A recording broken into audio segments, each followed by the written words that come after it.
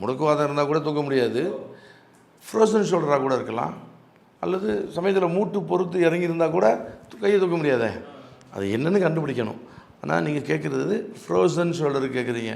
இந்த ஃப்ரோசன் ஷோல்டருங்கிறது அதாவது இந்த பின்னாடி இருக்கிற அந்த முக்கோண சப்பை இருக்குது இல்லையா, அந்த முக்கோண சப்பைக்கு கீழே இருக்கக்கூடிய ஜவ்வு ஃப்ரீஸ் ஆகிடும், இறுகிரும்.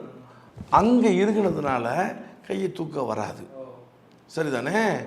அதுதான் ஃப்ரோசன் ஷோல்டர் அப்படின்னு நம்ம சொல்கிறோம். இதுக்கு ஒரு எளிமையான வைத்தியம் நான் உங்களுக்கு சொல்கிறேன். இப்போ எங்கிட்ட அதுக்கு வந்துட்டு ஆயில் இருக்குது. அந்த ஆயிலை வச்சு உப்பு ஒத்தனம் கொடுக்கறதுனாலும் கொடுக்கலாம், வர்ம தைலம் வச்சு. அது சரி, அதெல்லாம் இப்போ வாங்க முடியாது, நான் வீட்டு வைத்தியமாக பண்ணிக்கிறேன் அப்படின்னு சொல்கிறவங்களுக்கு நான் ஒரு எளிய வைத்தியம் சொல்கிறேன். இது அது என்னன்னாக்க, ஒரு 100 மில்லி நல்ல எண்ணெய், ஒரு பெரிய டீஸ்பூனில் ஒரு ஸ்பூன் மிளகு பொடி, என்ன நல்ல விளைஞ்ச இது என்னது பூண்டில் ஒரு 4 பூண்டு, 4 பல்லா 4 பூண்டு அதை இடித்து நசுக்கி வச்சுக்கணும்.